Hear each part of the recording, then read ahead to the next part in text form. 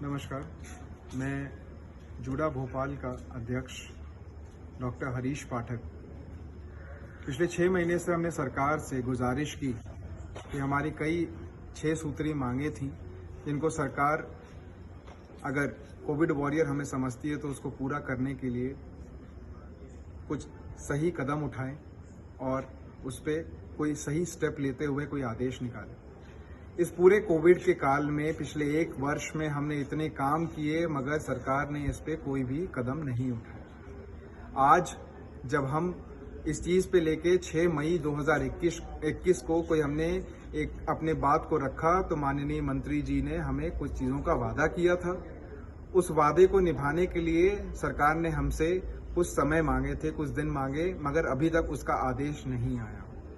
Finally उस चीज़ों पे लेके हम कोविड का जब सर्ज कम हो गया तो हम विवश होते हुए उसका लिखित आदेश मांगते हुए विवश हो गए कि यहाँ पे सरकार के अधीन आते हुए अपनी मांगों को मांगने के लिए पूरे मध्य प्रदेश में हम उनसे हाथ जोड़ते हुए विनती किए कि हमारी मांगों को माने और उसके आदेश निकालें।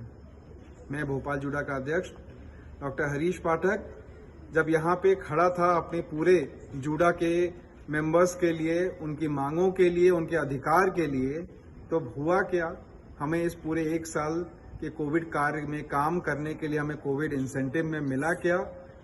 तो ये मिला कि हमें, मुझे ही नहीं, मेरे घर वालों को भी पुलिस से प्रताड़ना मिली। मेरे बूढ़े माँ बाप को रात में 10 बजे 2 घंटे तक सताया गया। उनसे कानूनन कार्रवाई की एक उत्तेजना दी गई ताकि मुझे ये हड़ताल वापस लेनी पड़े, ये पूरी जितनी भी हम मांगे कर रहे हैं उसको रोकनी पड़े। क्या सरकार इस चीज पे आ गई है?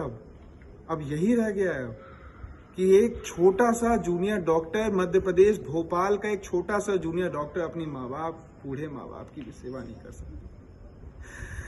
मैं इस चीज के लिए बहुत ही ज्यादा परेशान, बेबस हो चुका हूं कि मैं जिन माँ बाप से कभी मिल नहीं पाया पूरे 1 साल में, 2-2, 3-3 दिन तक के लिए बात नहीं कर पाया, आज उनके लिए रात में 12 बजे उनका कॉल आया। परेशान होके उन्होंने मुझे फोन करते हुए बोला कि बेटा ये सब चीजें छोड़ो, पढ़ाई लिखाई तो सब बाद में हो जाएगी, सब छोड़ के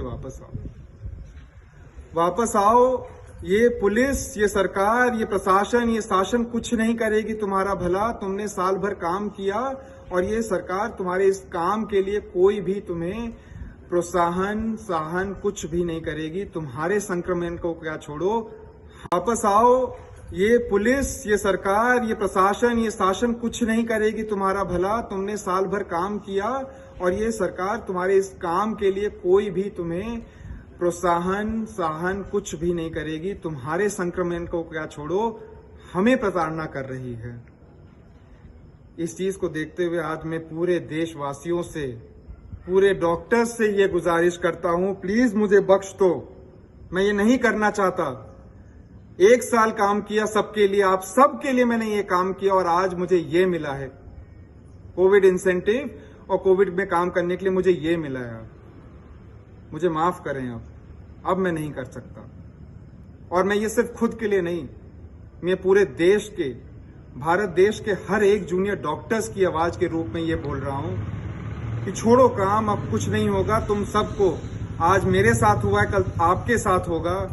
आप काम करते रह जाएंगे और शासन प्रशासन आपके लिए एक चीज नहीं कर पाएगा। और आपके साथ छोड़िए, आपके घर वालों के भी ऐसी ही कार्रवाई करते हुए, ऐसी ही प्रताड़ना करते हुए कुछ भी कर गुजरेगा।